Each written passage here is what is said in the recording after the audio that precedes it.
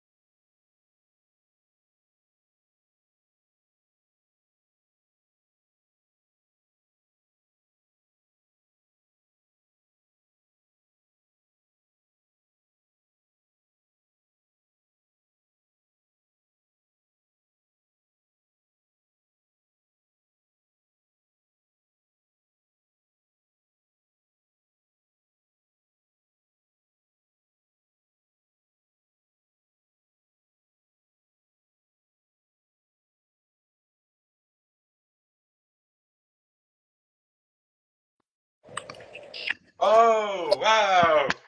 Finally! I'm so sorry. I'm in a different office than I'm usually in, and apparently the cellular coverage is not great. So I'm on Wi-Fi, so hopefully it works. Yeah! So I'm so happy, Amy, to be here with you. Yeah, And likewise. yeah, and I have to say that you have a wonderful smile. Oh, thanks so much. That's so Yeah, kind. So do you. yeah, yeah, thank you so much. How are you doing today?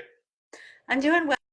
I'm at a different office than usual. So our clinic has two offices, and one is almost an hour from my house, so I don't make it out here. But every time I do, I'm so proud that we have this because it's beautiful out here.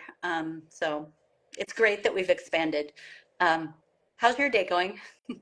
Uh, yeah, pretty good. Now I was at work and yeah, pretty good. So Okay.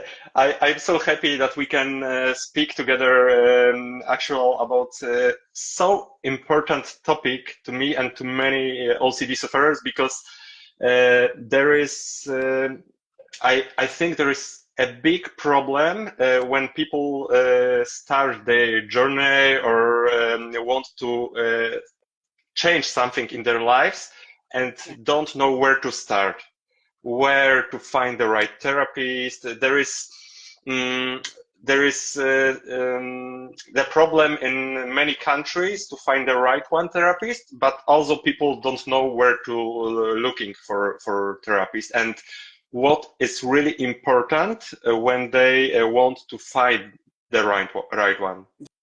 Yeah, it is such an important topic, such a big topic, and you may know, frankly, you may know more than I do about resources outside of the United States, but I can kind of start there in the United States and Canada, and then we can kind of talk about resources outside of there, or ways that people from different parts of the world can access services. But yeah, I mean, I think one of the things that's really important is we often have people who come to our clinic and they have had multiple therapists. So they've found people that will work with them. But what they've said is, I go in, I talk, sometimes I get reassurance, or sometimes I just, Mhm. they listen to, my therapist will listen to me, but I'm not getting to the point where I'm feeling any relief. Or at worst, we've had people say, I went to a therapist and I mentioned that I was having these thoughts about harming my child, and the therapist said, you should be separated from your child. Yeah. And that's heartbreaking. Um, so I think it's really important with OCD in particular to look for people who are specialists. I know we say that over and over and over Yeah. again. Yeah, I think that to find the right therapist is crucial when we speak about OCD treatment. And I know this way is not so easy because when people start the journey, they don't really know what they have to looking for, what kind of therapist, what kind um, of therapy or CBT or something else, ERP.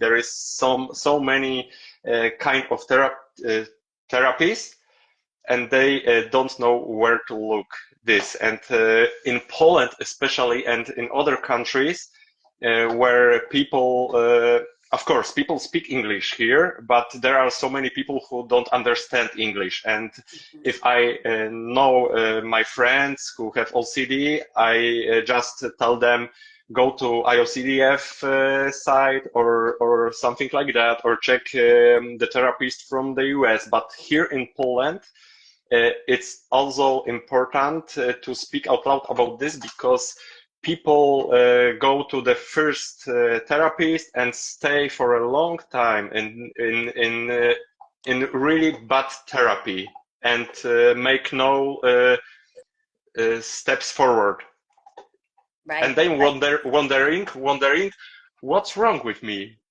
But Hmm. we know that can be also a problem with therapists. Right, right. Yeah, I think there are two things that you mentioned, kind of like a lot of people can say that they specialize in OCD and it doesn't mean that they do. Like I always caution people when you're looking at therapists, if they say that they specialize in everything, if they say, anxiety, OCD, ADHD, autism, schizophrenia, depression, they have just every single thing listed, chances are that they don't specialize in any of them, that they just Yeah. are more general. So that would be kind of one red flag. I think also um, the idea of, not only is it that you want somebody who specializes, but you also want somebody who, like somebody in the comments just said, ERP therapy was life changing for me. So looking for those things like, does this therapist know about exposure and response prevention, or ERP? With other conditions, you might not have to be as explicit or as particular, but looking for even just CBT or cognitive behavioral therapy is a really watered down term now. Like people just kind of throw that around. But Mm. yeah, this person saying, ERP therapy. So asking, do you do ERP or any of the other evidence-based treatments for OCD? And frankly, if they're like, what's ERP? That's a no. That is just a big like run, run. Um, yeah, yeah. I'm trying to think of what else. It's okay also to ask people, like, if you have a new therapist, how many clients have you treated with OCD? Were they around my age? Yeah. Like, is this, are you familiar with my theme? Because most people who work with OCD, what I can say at this point is people can't really shock me with a theme at this point, because, after a while, you've just Yeah. kind of seen it all. Yeah. Um, Yeah, because I know there is not a lot of people who start their journey with reading books. And when I was diagnosed, I started reading books about OCD. And when I'm looking for the right therapist, I know really my knowledge was at really high level, I think. And yeah. I've been in a much easier situation than more people who don't feel this so much, don't know anything about OCD, and just want to be free from that thoughts and from that suffering. And I think, yeah, that what Zach here right. We should also know about red flags. What is wrong when we go to therapist and they start to reassure us or something like that. Or I know I have one friend. and his therapist told them that therapy is 100% percent, and meds don't help, and Oh this is no. also bullshit. Yeah, Yeah. yeah, and yeah, and what else should we think about when we speak about red flags? Hmm. I love the one that Zach mentioned. So this, like, let's get rid of anxiety. I mean, when people come in and they are Yeah, sitting across from me as a therapist, and I say, "What is your goal?" They'll often say, "I don't want to feel anxious, and I don't want to have these intrusive thoughts." And I'll say, I have good news and I have bad news. The good news yeah, is there's treatment that can be really helpful. The bad news is it's not about, reducing anxiety to zero would be like taking away somebody's humanity. Anxiety is an adaptive emotion that we feel, or rather, fear is an adaptive emotion that we feel, and anxiety is sort of fear about the future. We want to change people's relationship with anxiety and fear. So if they're saying things like, I don't want to have any symptoms, I don't want to have any anxiety, let's get rid of this, let's go right into relaxation or breathing, or let's calm down. That's a red flag, because we know that for people with OCD, so much of it is about learning to just, again, change your relationship with the anxiety, and learning to that by dropping the rope on fighting it, it's actually helpful. So I would say that's a red flag there as well. So I agree with Zach. I think, like you said, reassurance. Go ahead. Were you going to say something? yeah. I thought about something else, because many people think that if during their journey these thoughts should go away, and this is absolutely false, Right. because it's not about not having these thoughts. It's all about stop compulsions, and this is the thing.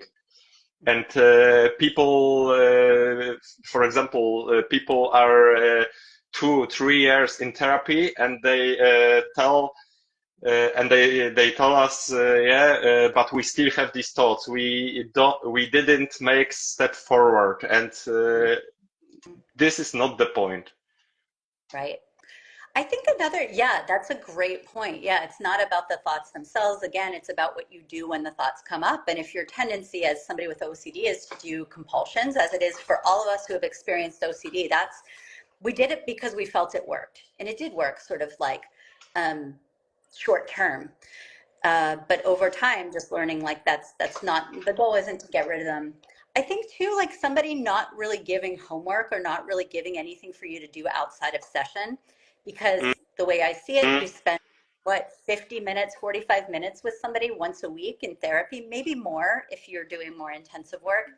But the vast majority of time, you're not in the therapy room. And ERP, ACT, and pretty much all of the therapies that we have that are helpful for OCD, with those the ones with the most evidence, those ones you just can't. It's not passive, right? Like, it's active. It is, I'm going to go out, Yeah, I'm going to confront the things that I've been avoiding. So I think if you're not getting any homework or out of session assignments, I would say that's a red flag as well. yeah. I think therapy session is like giving people um, an a workout plan, but ERP is like a really hard workout between sessions. And Right. this Yeah. is also the point, because people think that this 30 minutes, 35 minutes, and they can do just nothing through all week, and that's not true, because ERP is really hard work, and people have to understand this. Right. Yeah, I agree. And and it's also, it's not about developing insight. I think a lot of stereotypes about therapy are like, oh, you're going to figure it out and you're going to get to the root of it. And once you get to the root and you really understand things, then your symptoms will go away. And with OCD, most people understand that, like, this isn't really me. I don't want to do this, or this is irrational. I know when I had contamination worries, I knew they were irrational. I knew if, a piece of clothing was contaminated because somebody was sick around it. I knew that didn't make sense. I was a kid, but I still knew. And so if somebody said, well, you see, like, it's actually not dangerous, to me, that just felt like, well, I should be more ashamed because I already know that. I already know on some level that this is irrational. So I think, too, if you get a therapist where it's all about sort of logic and trying to figure things out, that's usually not a helpful. It can be really helpful in deconstructing, like in giving some insight to help deconstruct some of your symptoms. But until you're going out and doing the things you've been avoiding and reducing compulsions, and there are lots of different ways to get there, right? But I think that, yeah, it's about it's about doing things. Sorry, I get super distracted by the comments. So Yeah. first lean in ERP by a therapist is wild for people who are in talk therapy for years. So Zach's comments, yeah, it resonates. People come in and they're like, I've been in talk therapy. I've been doing this for a long time. And, so I'll tell you all about my family. And then the ERP therapist is like, yeah. That's good to know about your family, but also like, let's do something kind of scary. That it is wild. It's totally different than what most people are used to. Yeah. Let me see if there are other comments. I'm not familiar with the Dare Anxiety app. Somebody put that in the Me too. comments. Yeah, I don't know that one. Yeah. Okay. Mam powiedzieć hello? Możesz. Hello, my name is Tymek. Hello, Stimek. Co? Yeah. Yeah. Okay. But we have also situation where people can't spend money for therapy, and this is also a problem because I know many people also under 18 years old, and their parents told them, "You're just crazy, and you will go no to go don't you will not go to therapy."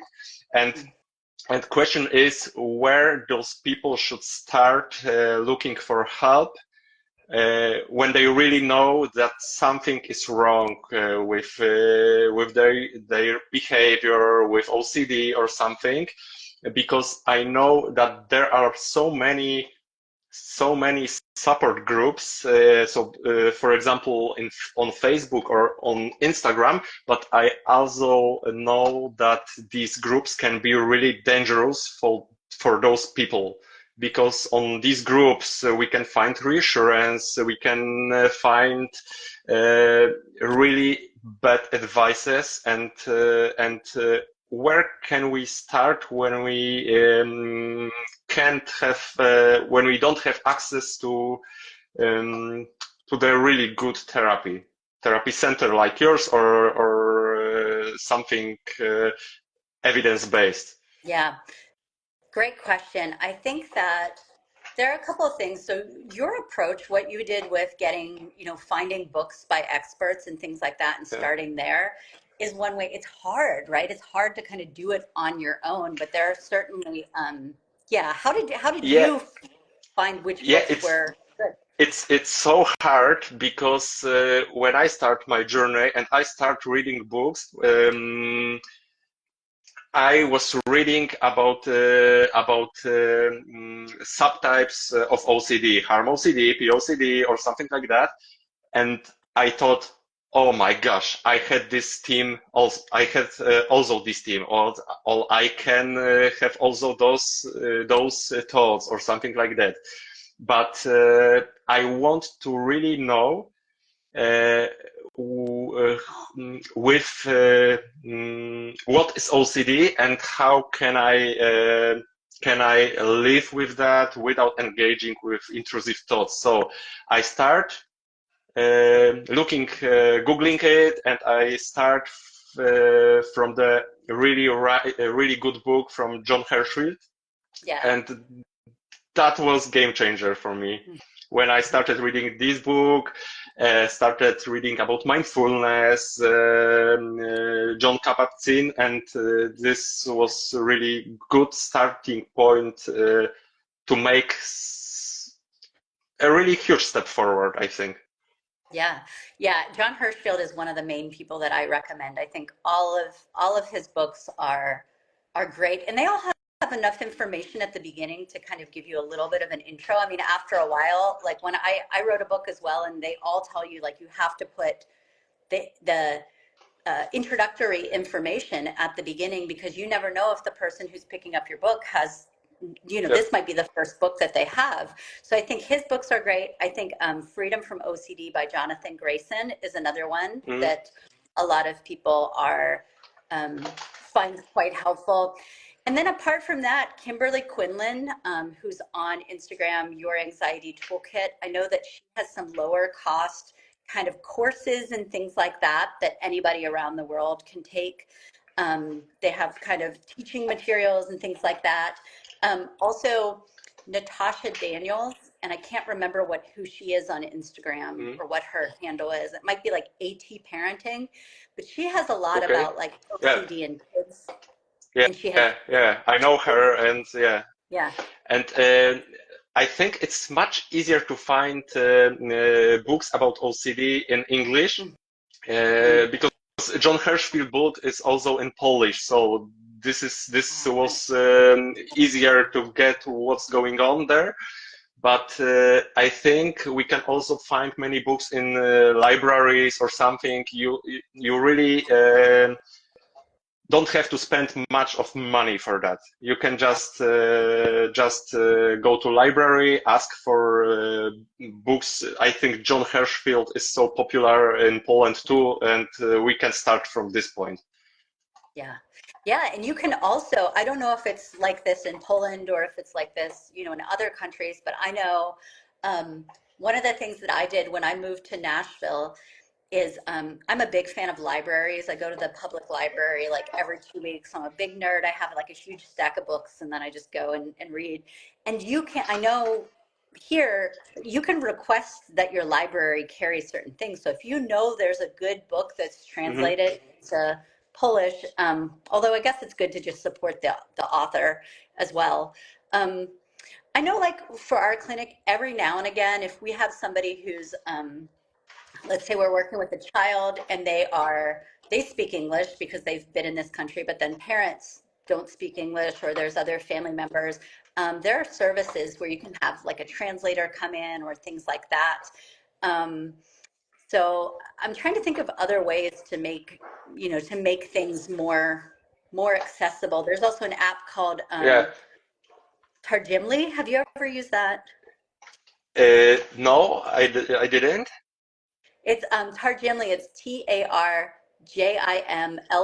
and I do some work with refugees here in Nashville, and so we just pull up the app, and it's for free. They'll connect you with a translator. Now, I don't know if you could do that in therapy because of like privacy and things like that, but hopefully some of these language barriers are less now. You can also use YouTube live streams from IOCDF, and you can translate it. This is so easy, I think, actual.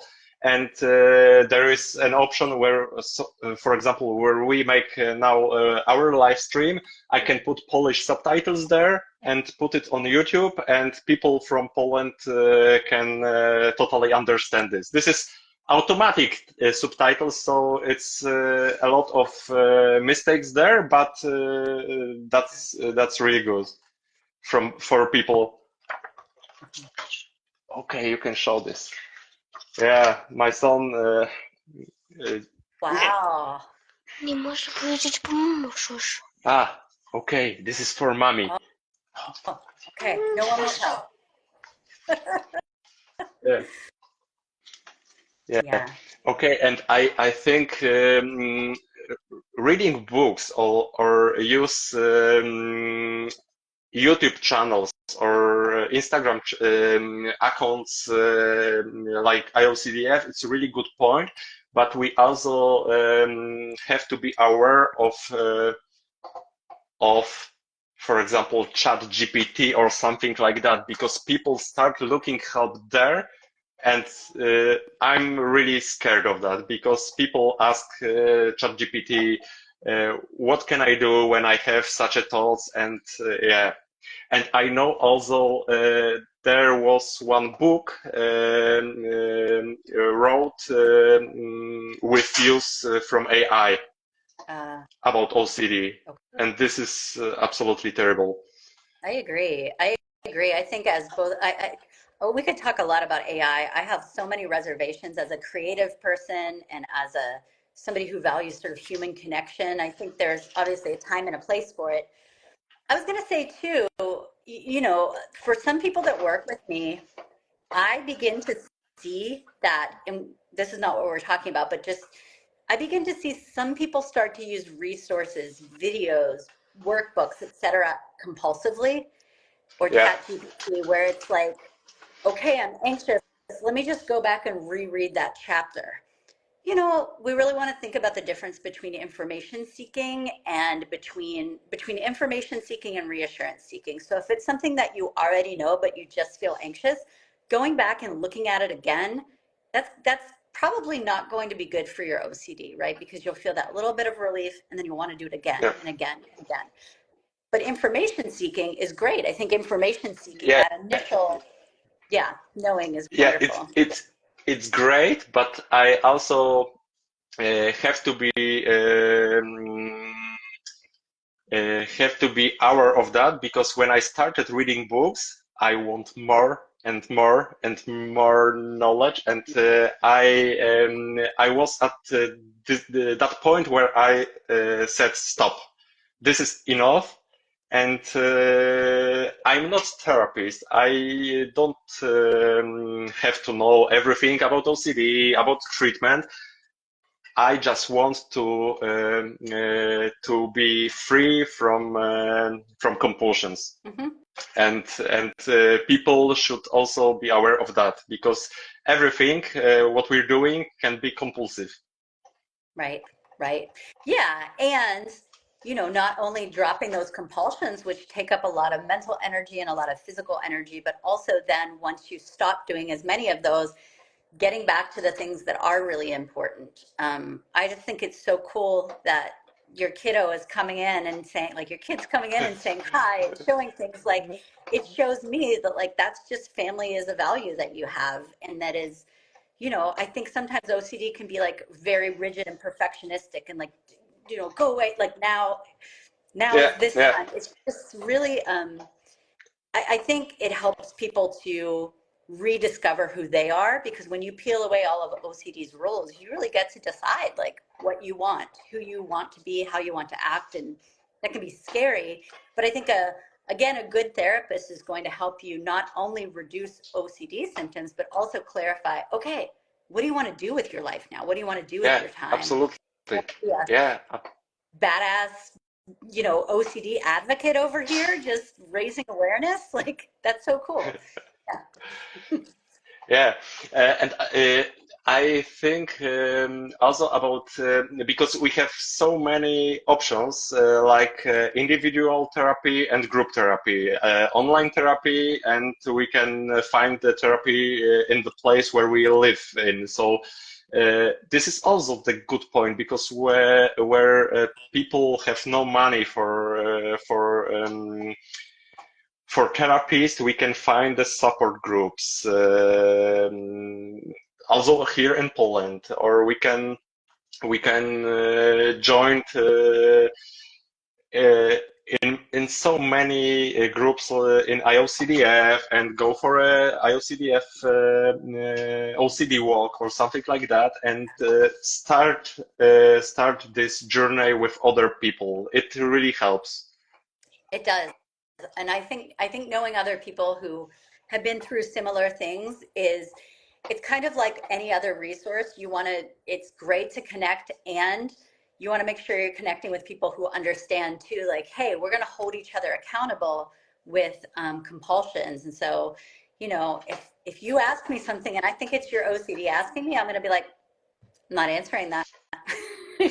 um, it's a specific kind of support, or it's, hey, can we just chat about if it would really be helpful to does it feel a little compulsive that we're kind of worrying about this together?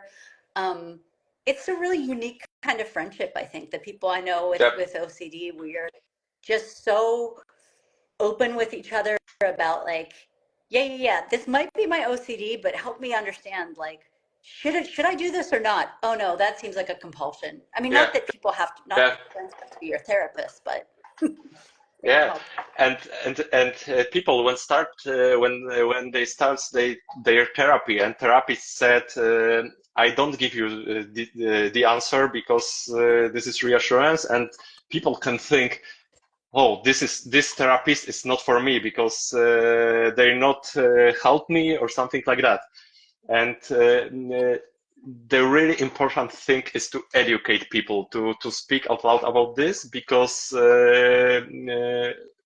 only that way can we change something, and we make people more aware of where can we find this help. We can break the stigma, and yeah, and this is really cool because we can use our Instagram accounts to make something Yeah, bigger than just memes or something like that.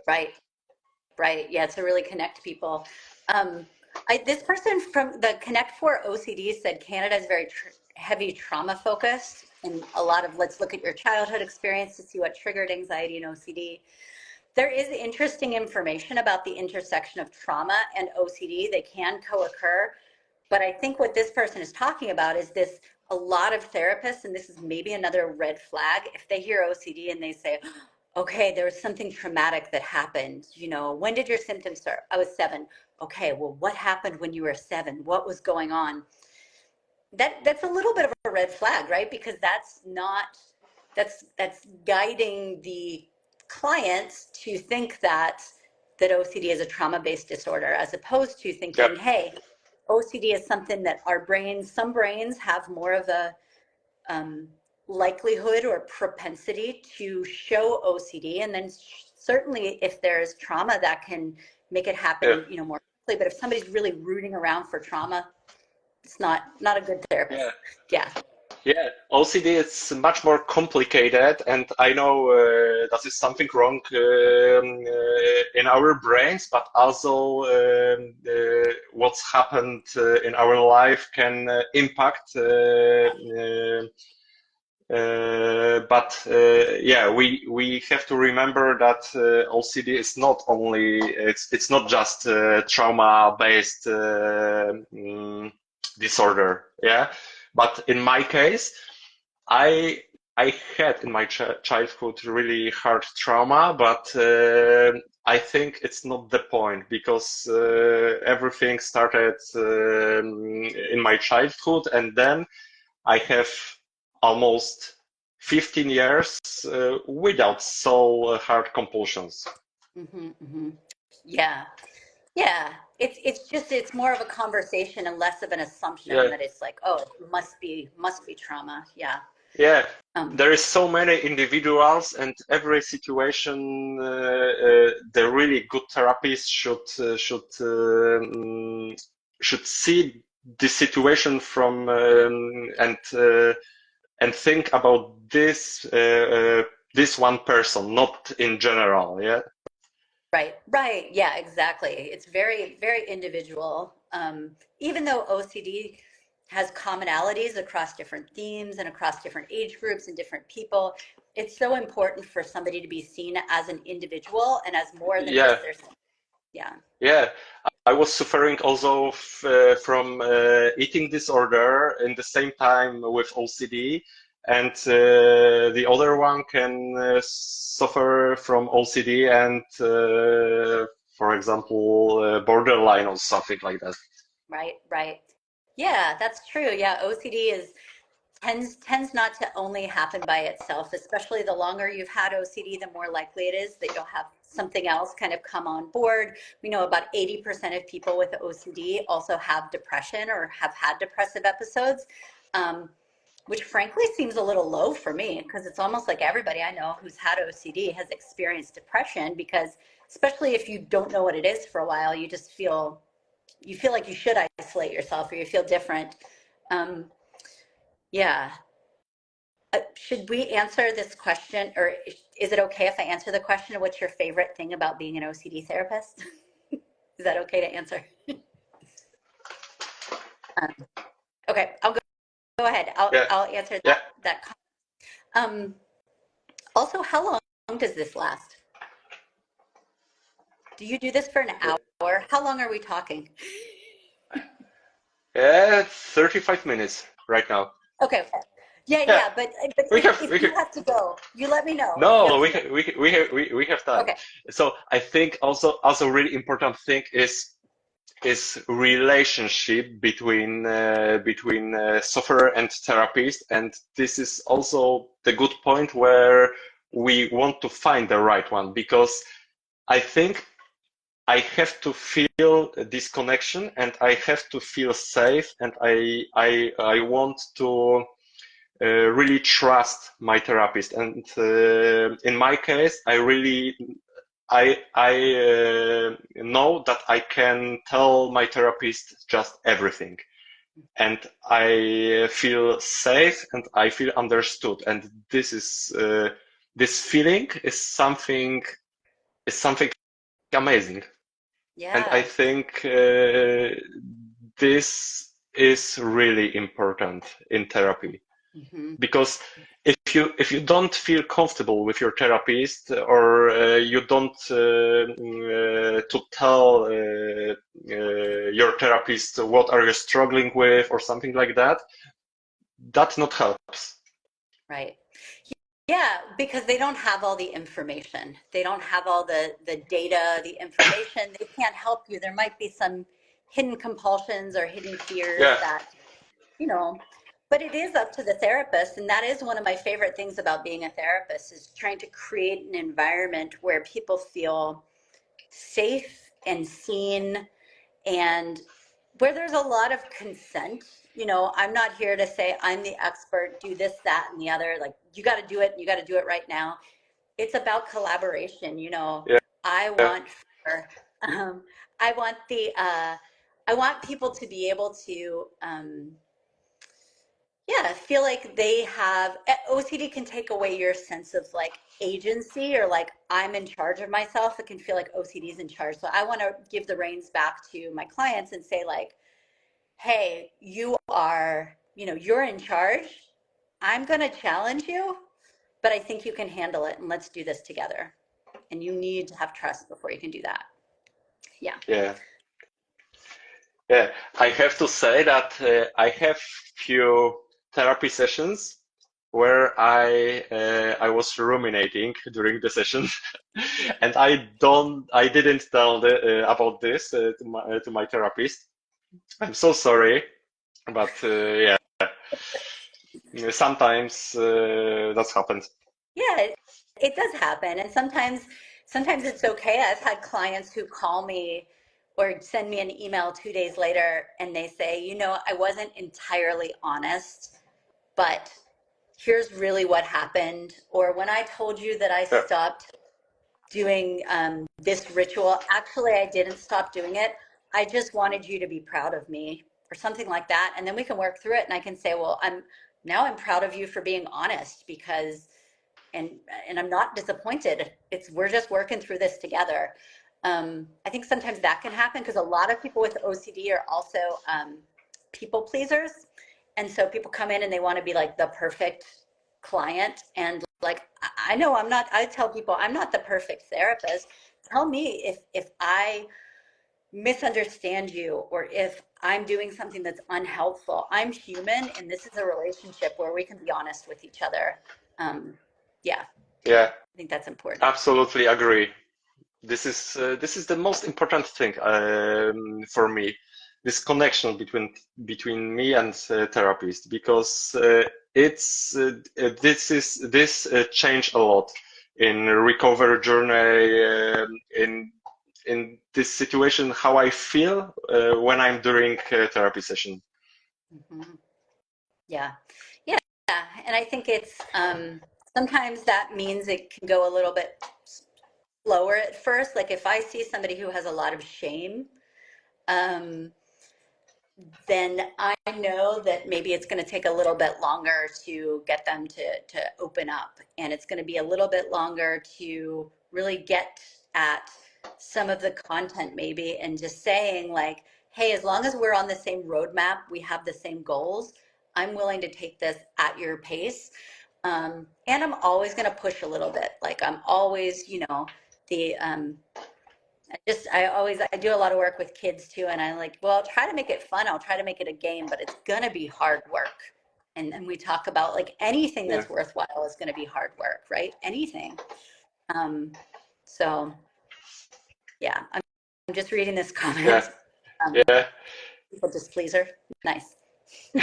Yeah, and I hope we can in the future we can have here in Poland also situation where you go to therapist and therapist just tell you, I don't know anything about OCD. Go to my friend or something like that. Yeah, I hope so. I think that I think that that's happening more and more in my area. We get referrals from therapists, and they'll say, hey, I started working with somebody, they have OCD, do you all have openings? And so because as therapists, it's about we have to know what we're good at, and we also have to know what we're not good at.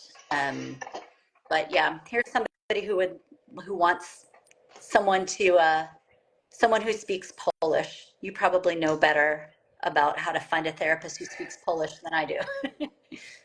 Uh, Yeah, in Polish is not so easy situation because it's limited availability of therapists who really know how to treat OCD. And that depends from city where we live or something like that. There is much easier to find the right one in big cities. For example, Warsaw, the capital of Poland, or in Poznań, where I live. But there are also many online therapists, evidence-based, or there are so many Facebook groups when we can just ask for the right one therapist. And I think we can start from this point because here in Poland is much harder to find right one therapist than in, for example, USA. Mhm. Because when people don't speak English, they can't just go to IOCDF site and find the right one therapist. Because if we have a therapist who only speaks English, it's not a good point for that person who don't know this language. And in in Poland, it's much harder to find the right one. But I think with every year the situation is better. Mhm. But yeah, we can start to speak with other sufferers who have found the right one therapist, and we can start from this point. Yeah. Yeah, that sounds great. So it looks like this person is maybe, yeah, maybe would want some of those resources that you found of people online who speak who speak Polish and do evidence-based treatment if you know them. And if you and then this other question, oh, there's so many comments. Is it possible to have successful therapy in a language that's not your native? Here's what I will say to that comment is I have worked with some people where I've used kind of like Google Translate services or things like that, or Targimly a little bit, that app, or having like there are services where you can have a translator come in. Um, I think it depends on language proficiency. If there is enough, it's such a behavioral treatment that I think that as long as you get the concepts, because really ERP especially it's deceptively simple. We know it's not simple, right? Because compulsions are sometimes hard to identify. But I think that would depend on language proficiency. I think that if English is a second language, I think you could still do successful therapy. I've had people Yeah, who don't, it's not their native language, and we work through it, and it's okay. yeah, yeah, absolutely. My English is also not so Right. perfect, but yeah, no. But before I started making live streams in English, I had to be sure that I can do this. Not perfect because this is not OCD thing, but I want to be sure that I can speak about these topics as good as I can because I don't want I want people to understand me and what I want to say to them. This is important to me. In therapy, I think it's also important to speak really loose with your therapist and understand each other because when I speak with somebody and I feel the wall between us, this is the problem. Yeah. Yeah.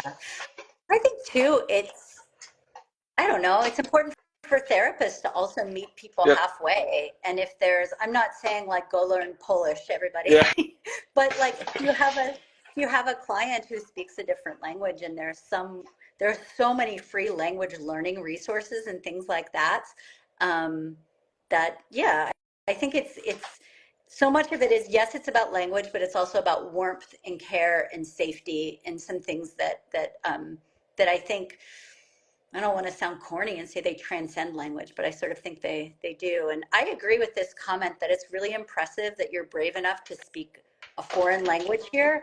I could yeah. not. I speak a little bit of French, and I wouldn't do it. Yeah, I speak English, but I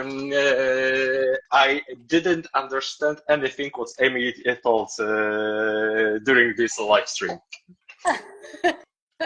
No, just kidding.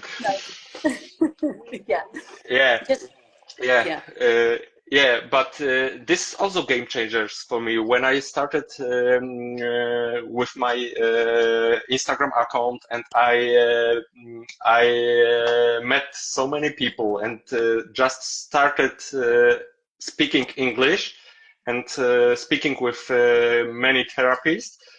This is also a good point to find help, to find a really good advices from IOCDF side, from your side, or from really different um, sources.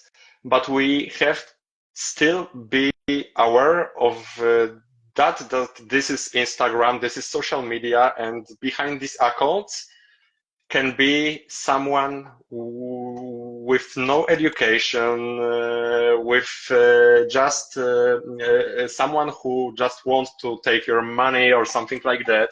And I tell everyone when someone write me a message, I just tell them I'm not therapist, because if I want to be therapist, I can just put subtitles on my account, and tomorrow I can be a therapist. And I think uh, there will be so many people who believe me, right. and Yeah, this is really scary in social media.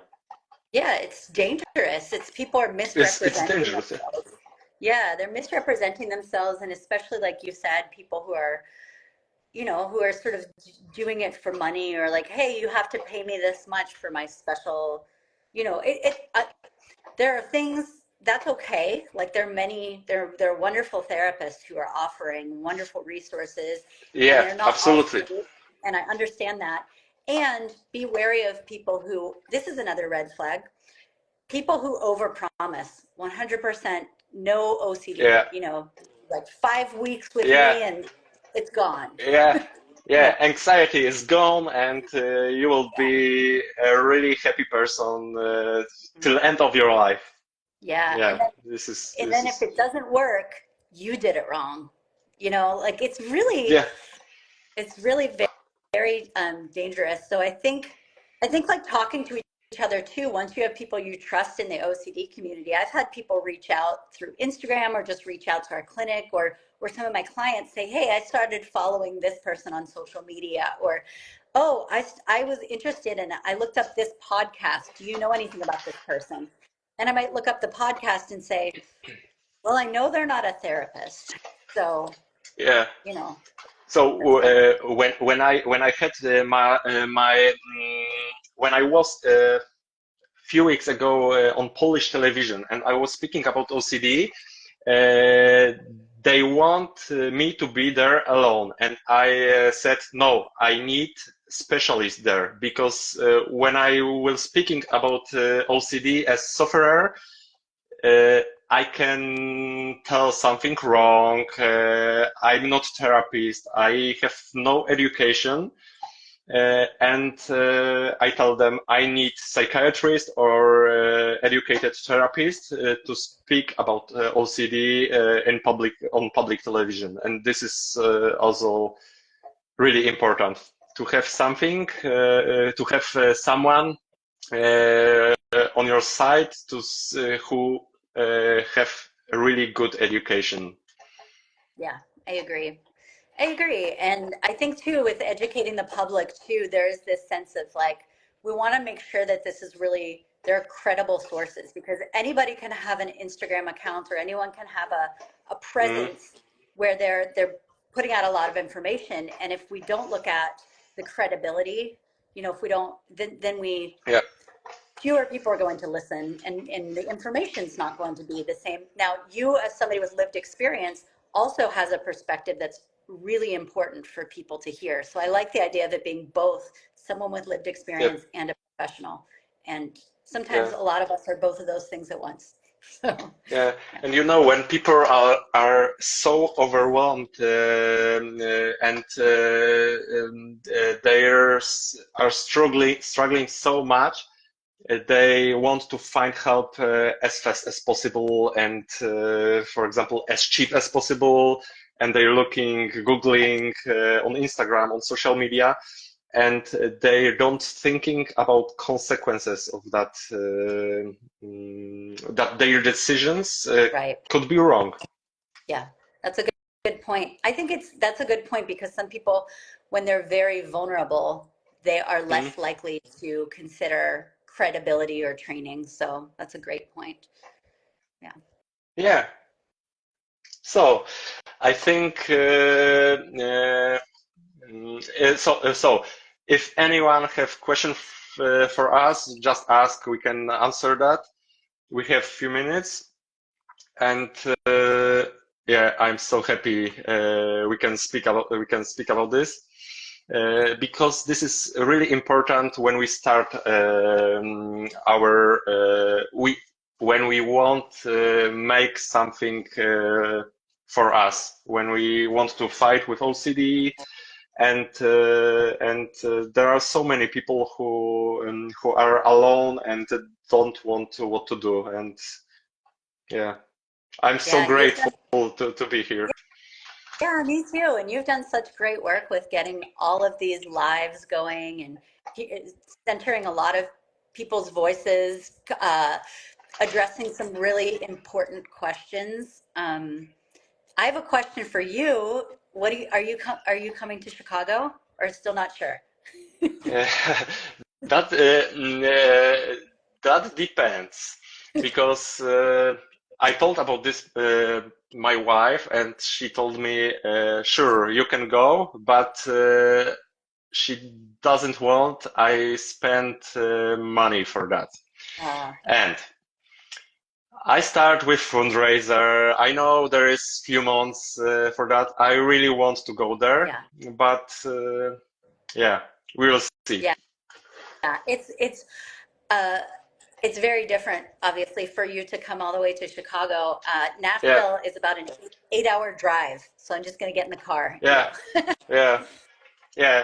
I also hope I can find someone in Chicago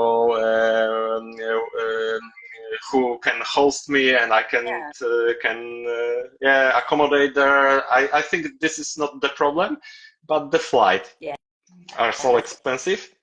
But I really hope I can go there and yeah, and we can meet you, and we can meet each other. That would be great. Yeah. So, Amy, thank you very much for today. I hope yeah, we can see you in Chicago, and have a wonderful day. You too. Have a good evening. Thanks, everybody. Bye. Yeah, thanks. Bye bye.